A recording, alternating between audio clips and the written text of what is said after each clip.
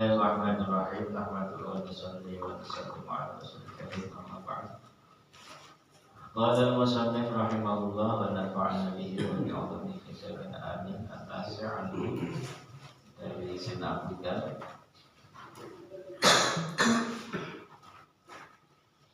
Ani Nabi sallallahu alaihi wasallam qala, dari Nabi sallallahu alaihi wasallam beliau bersabda, al-imanu bid'un wa sab'un au qala bid'un wa sittuna syu'bah. Jadi iman itu ada 70 sekian, kata Nabi, 70 sekian. Kalau ada bahasa sekian itu enggak lebih dari 10 lebihnya, mestinya 3 sampai 9. Tapi bisa 73, 45 sampai 9. Atau rawi itu mengatakan Nabi bukan bersabda 70 sekian, tapi 60 sekian cabang. Jadi banyak cabang-cabang dari iman itu. Nabi katakan fa'afdaluha qawlu la ilaha illallah. Yang paling afdal itu adalah bacaan la ilaha illallah. Makanya kita banyak-banyak zikir la ilaha illallah itu dalam rangka mengokohkan iman kita. Karena itu yang paling utama yang dibaca. Afdalul zikri la ilaha illallah. Zikir yang paling afdal itu adalah la ilaha illallah.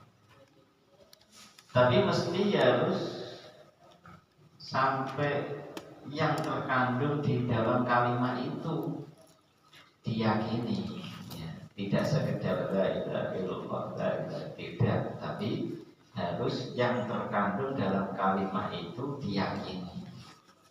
Nah, yang terkandung itu apa? Jadi kalau kita artikan la ilaha, itu tidak ada yang berhak disembah illallahu, kecuali Allah. Sesembahan itu yang dimuliakan, yang diagungkan, yang diutamakan. Kalau kita masih ada keyakinan selain Allah bisa menolong, itu berarti jadi Tuhan kita. Selain Allah bisa membantu, itu berarti kita menjadikan dia itu sebagai Tuhan. Maka tidak boleh. Istilahnya ada nafi sama isbat. Kalau nafi itu membuang, menafikan selain Allah, itulah pakai bahasa la ilaha. Menafikan selain Allah. Dari mana? Dari hati.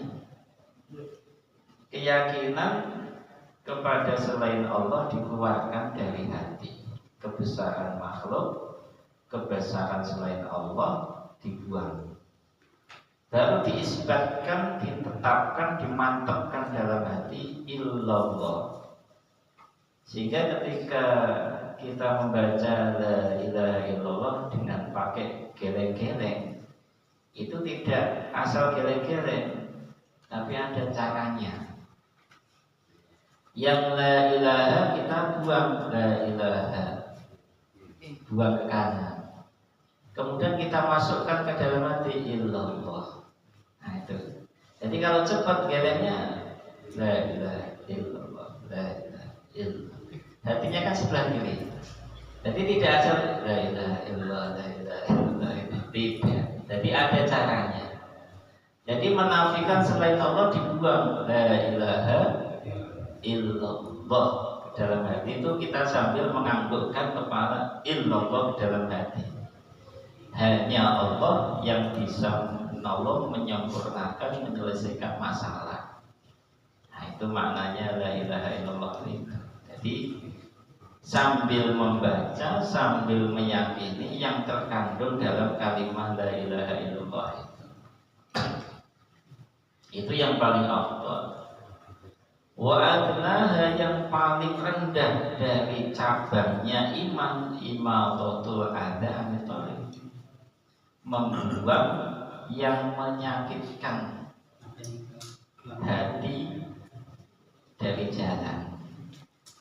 Kalau sekarang yang menyakitkan hati ya bukan hanya paku atau batu di jalan, bangkai tikus di jalan juga nyakiti hati. Nah, kalau bisa itu disingkirkan. Ini sengaja dilempar di tengah jalan, dilindas mobil gitu kan. Akhirnya malah bangkainya pecah kemana-mana. Itu nyakiti orang banyak. Nah itu juga termasuk imatatul adha, membuang yang menyakitkan hati dari jalan. Itu paling rendahnya dari cabang iman. Berarti maknanya kalau itu pun kita nggak ada keinginan untuk membuang, paling rendahnya iman kita pun nggak ada berarti. Wal haya syu'bah minal iman, dan malu itu adalah bagian cabang dari iman itu juga. Berarti dari 60-70 kian itu malu termasuk cabangnya iman. Malu itu apa? Malu itu bisa diartikan sopan. Orang itu sopan banget. Orang itu nggak punya sopan, berarti nggak punya malu. Bisa diartikan sopan. Nah, malu itu memang sifat yang ada di dalam hati. Malu itu bisa menahan seseorang untuk melakukan hal-hal yang dicaci atau dibenci dalam agama. Dan yang damu alaihi ladal uqala. Kalau sudah terlanjur berbuat, itu mesti ada penyesalan. Nah itulah berarti dia punya sifat malu. Itu malu itu ada dalam hati. Maka kita lihat dari hadis ini yang kita ambil apa? Dari iman itu bertingkat-tingkat. Tergantung amalan yang dibuat. Kayak seperti ini, baca kataman Quran seperti ini pun bisa meningkatkan derajat iman kita. Kadang orang itu sama sekali nggak pernah kumpul baca-baca sholawatan atau dzikir, itu lama-lama imannya terkikis, sehingga kekuatan untuk amal itu berat. Tapi kalau kita adanya kataman seperti ini, itu bisa membuahkan iman, meningkatkan keimanan kita. Karena memang iman sama amal tidak bisa dilepas. Iman tanpa amal tertolak juga. Amal tanpa iman apalagi. Iman saja nggak mau beramal, nggak akan diterima. Ya bahasanya iman sekecil biji zarrah itu akan diterima oleh Allah, dibalas dengan surga yang luasnya 10 kali lipat dunia.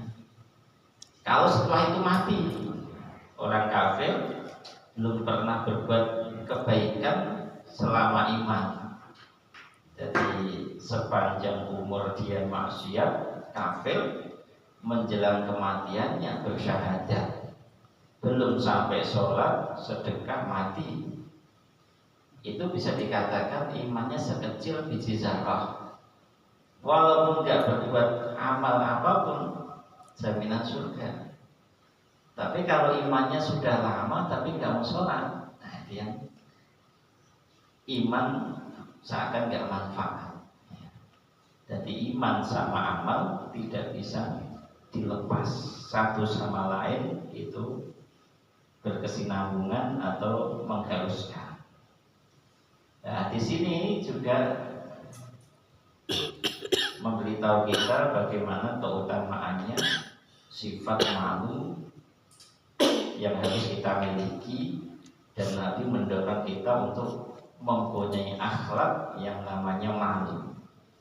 Karena malu itu akan menjauhkan seseorang itu dari berbuat maksiat dan akan mendorongnya untuk melakukan hal-hal yang diperintahkan oleh Allah. Ya, malu. Dari malu menjalankan maksiat, bukan malu diajak ngaji. Wah, yuk katakan yuk, malu. Nah, ini lain. Diajak ke taman, diajak ngaji, diajak sholawatan, malu. Ini nggak boleh. Itu penempatan sifat malu yang salah. Jadi malu menjalankan maksiat itu yang benar. Hayal muslim dalilun ala sudiki imanihi. Malunya seorang muslim atau sifat malu yang dimiliki oleh seseorang itu menandakan imannya itu benar. Berarti kalau nggak punya malu, berarti itu tandanya imannya kurang benar. Maka kita walaupun sedikit banyak harus memiliki yang namanya sifat malu. Al-haya'u minal iman. Haya itu sebagian daripada iman. Semoga Allah Subhanahu wa taala berikan sifat malu itu kepada kita. Amin. Al-Fatihah.